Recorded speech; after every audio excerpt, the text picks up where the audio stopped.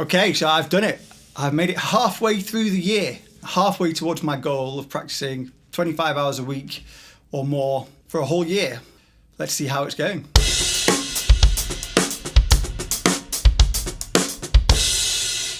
So first of all, how much practice have I done? So in 6 months, I have managed to do, or 6.5 months, since I had 2 weeks off when I was moving studio, I have managed to do 593.5 hours, which is pretty good. Not quite as good as I was hoping, but it's not the end of the world, right? And I think we're going to see in this video that I've come a fairly long way from those very first videos that I made 6 months ago.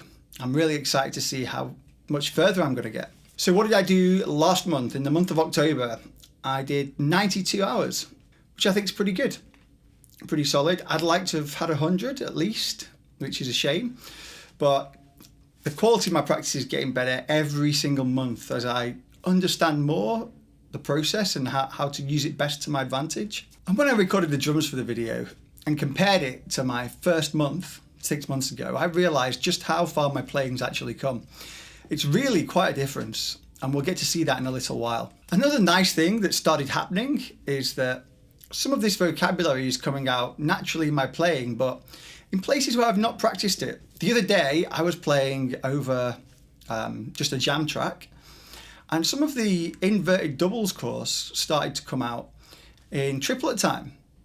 Some of the groups of 6 that I practiced, they just were coming out, offering alternate backbeats and some syncopation, which is great. And I didn't expect to be able to do that. And I tried to replicate it for the play out on this video, but the magic just didn't happen this time. It was really when I just wasn't thinking about it and I really entered that kind of flow state. Yeah, which is amazing. It's what I've been trying to achieve, and I'm going to continue to try and achieve all the way up until the end of this challenge. So let's have a look at what I've been practicing. We'll start with Future Sounds by David Garibaldi. For the last 2.5 months, I have been practicing Groove 4, which has been 38 exercises and trying to get them all up from 60 beats per minute to 92 beats per minute. And I can finally perform them all at that tempo. Would I say that I've absorbed them into my playing yet? No. But that's kind of not what I'm aiming with this book. I'm aiming to learn the coordination for all the exercises. And once I finish them, I might pick some that I really want to absorb. So for now, I'm going to consider Groove 4 finished. Here are 3 of the examples that I found most difficult from this, because they all start with a hi-hat on the left foot on beat 1. And that's something that was so alien to me. So yeah, have a listen to those.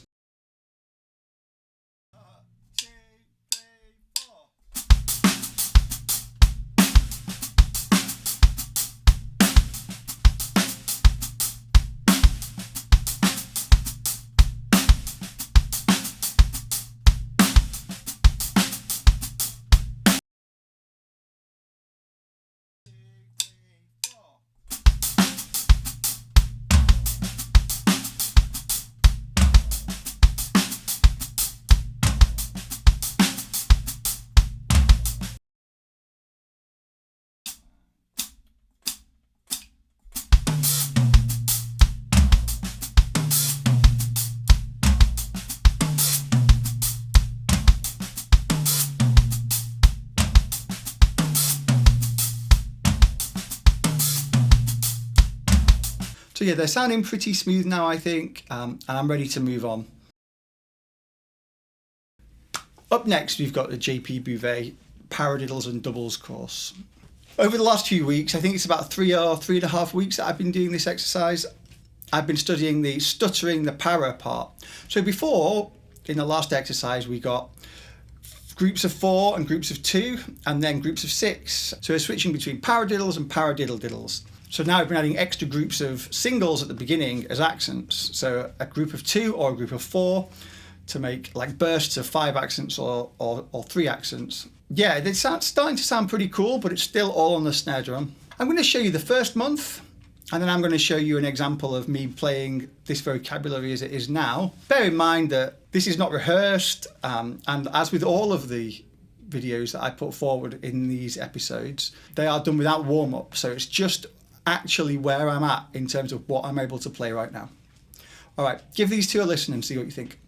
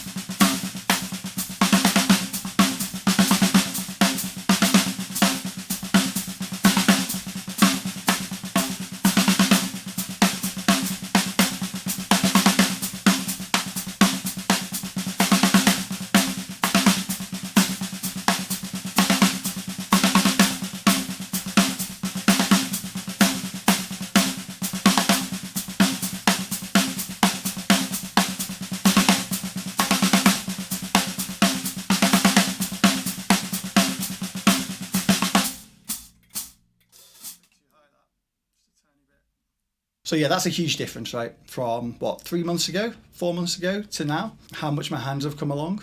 Really, really good. Next, we're going to look at the JP Bouvet right, left kick flow mode course. This course, I've been right near the end. There's 3 sections that are called deeper dives at the end, numbers 1, 2, and 3, and which are not really included in the course booklet, but they're just options to explore, shall we say. Number 2, I was working on last month, which was the flams, and I've got an example of that here. Been working on the last flam pattern, which is flam right, left. So a sweep from the ride cymbal down to the snare with the right hand, and the kick doubling that right hand. So like a paradiddle sort of sound, a 4 group. It was really hard to get the coordination for that and to get it up to any kind of speed, but here's an example.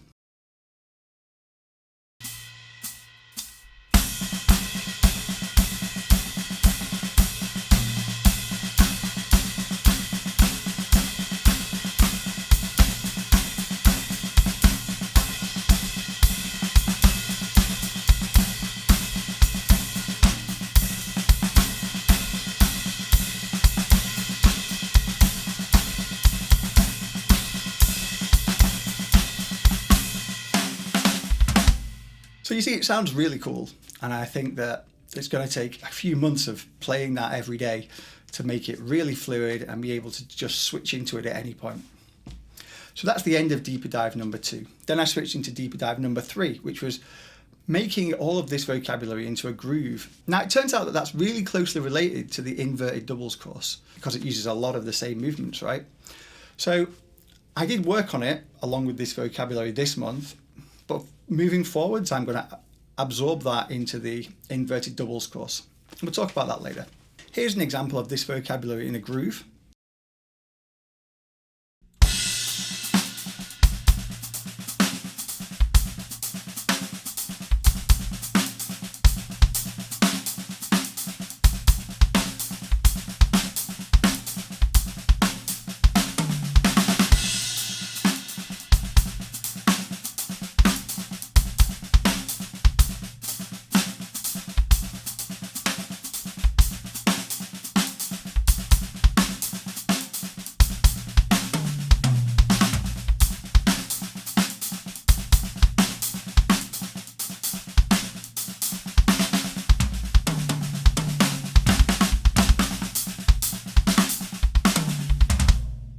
So if you've watched any of these videos before, you will see how similar that is to the inverted doubles grooves. It also has this foot component, the left foot component, which I've been practicing loads in Future Sounds. So it was actually quite easy to get that coordination going because I've been doing it so much already. Sounds pretty cool.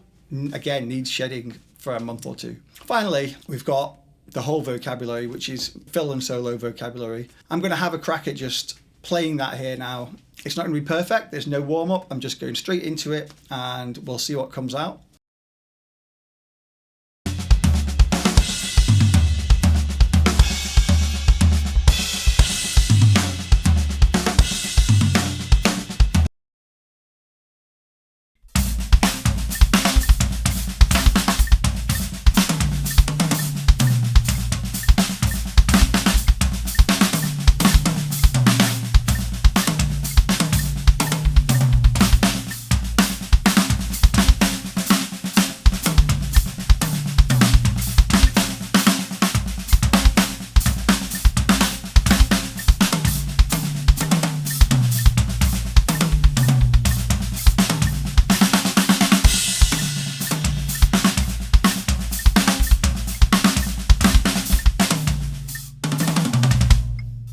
So as you can see from that comparison from month 1 to month 6, the difference is huge. And I'm now going to switch this into just creative practice only mode this course, which means I'll just do half an hour a day of shedding all the material that's involved with it, fixing problems, being able to transfer between any part of the vocabulary smoothly. And then later on, after I've done a couple of months of that, I'm going to switch into trying to mix it with the other vocabulary.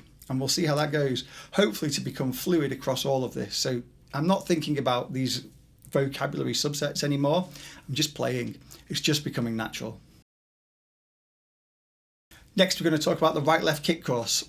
This is kind of in a similar state to the right, left, left kit course, whereby I am finished learning all the vocabulary and I'm just going to start shedding this now. The last thing I was adding in was more space using right, left, left and adding kicks in between. And that sounds like this.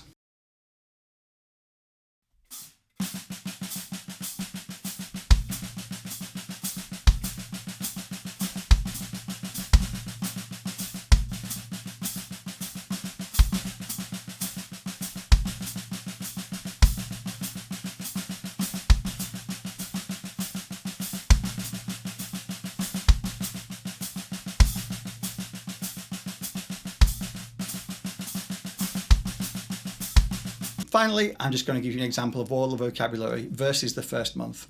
And you'll see a huge difference in the variety, I think. Let's have a listen.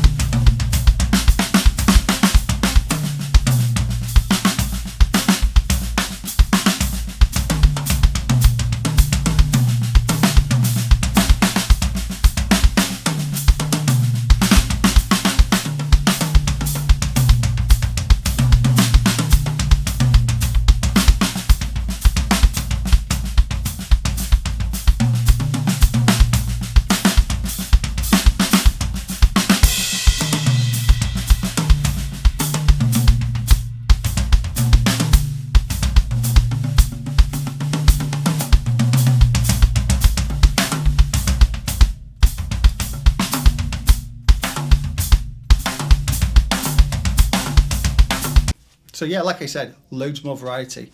Again, like the right, left, left kit course, this just needs shedding. And I'm going to switch into creative practice only mode and do half an hour a day on this every day, 5 days a week, until it's smooth, and then work on mixing that with the other vocabulary. Last but not least, the inverted doubles course. This is also right at the end. I have completed all the learning for the vocabulary and it now needs shedding. So again, I'm going to absorb the deeper dive from the right, left, left kit course, turning it into a groove. So adding the vocabulary from that into this, and I'm just going to shed it for a couple of months and then work on integrating it with these other two subsets that I've done. Again, huge difference in this from the first month, and I'm going to just show you that now. So this is what 6 month practice looks like, you know, when you're doing focused and dedicated practice. Have a listen.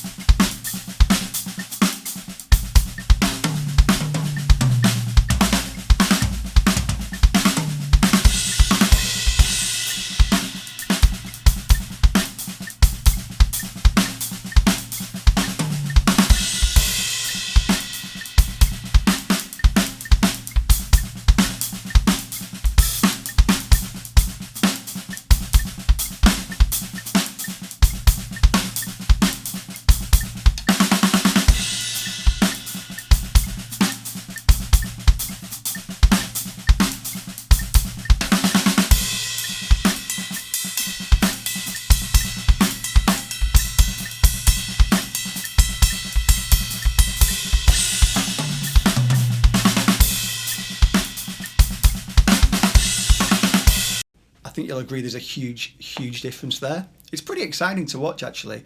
Can't wait to see where I'm at in another 6 months of shedding this for like half an hour a day. So I've finished those 3 courses. What am I going to do? I'm going to add 2 new courses in with the hours that I'm getting back from moving these to creative practice. And they're going to be both triplet based. They're going to be 2 more JP Bouvet courses.